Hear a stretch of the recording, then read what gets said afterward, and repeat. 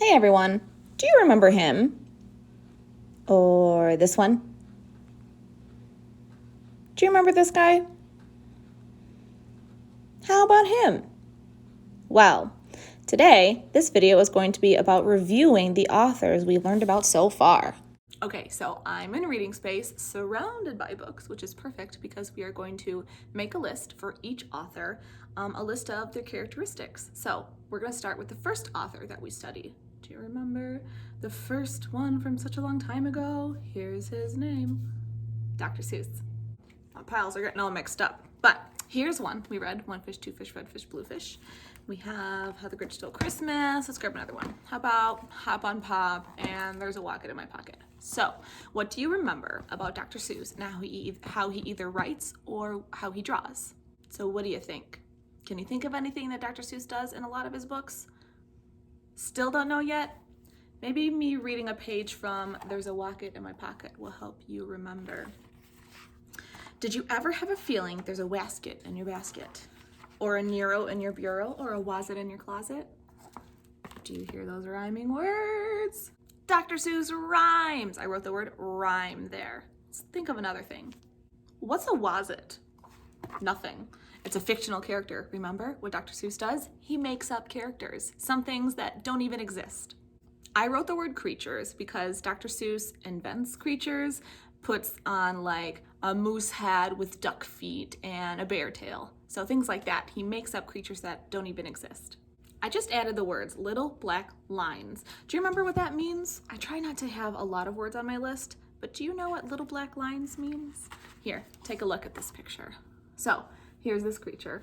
Lots of squiggly little black lines, adding texture, adding dimension, making those creatures look extra hairy.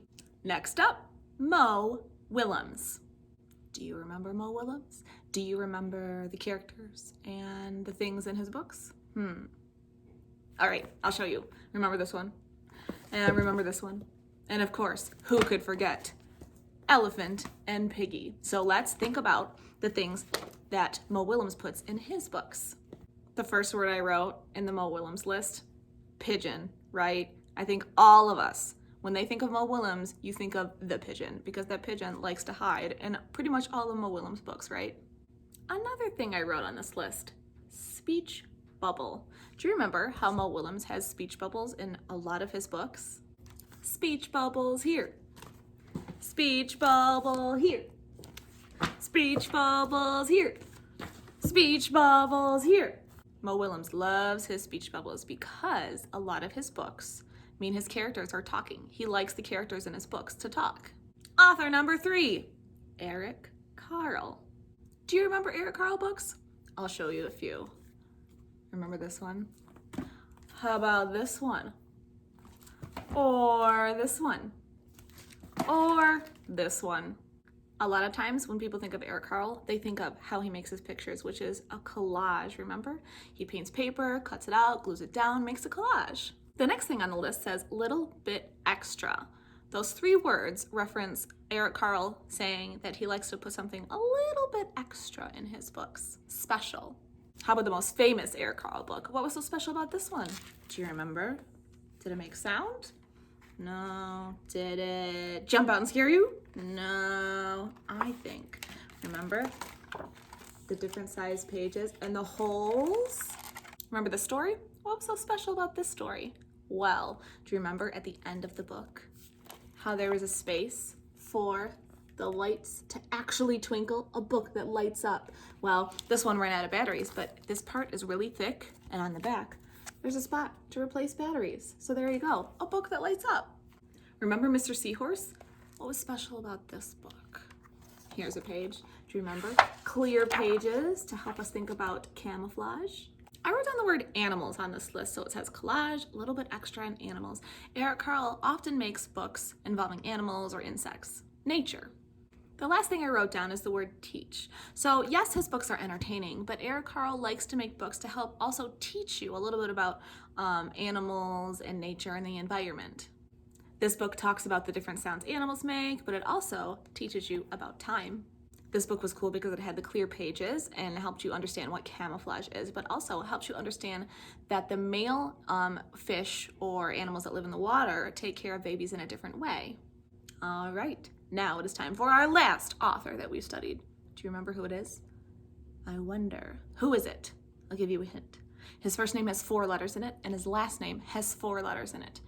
Does that help? I wonder who guessed right. Here he is.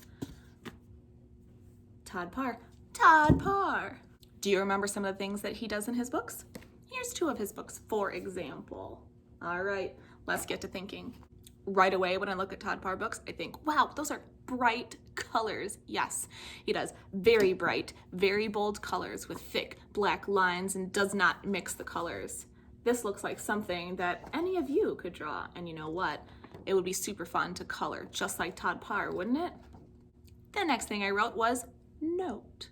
Todd likes to put a note at the back of his books. The last thing I wrote says, be a good person. So Todd likes to help us remember how to be good people, how to understand others, and how to think about our differences and our similarities. He writes books about peace, about love, kindness, family, all wonderful ideas. I wonder which of these authors has been your favorite so far. Can you pick just one?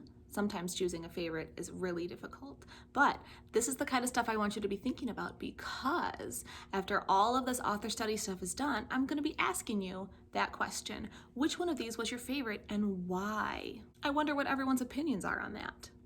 Thank you for reviewing all of this with me, and I will see you next time with a brand new author. Bye.